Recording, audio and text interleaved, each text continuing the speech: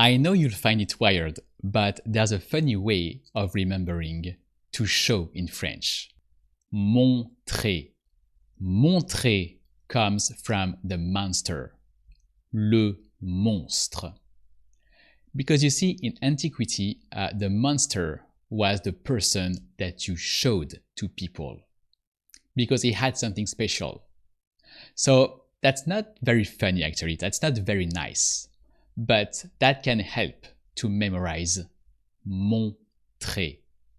The monster, le monstre, montrer. But don't mistake montrer for to go up. Monter.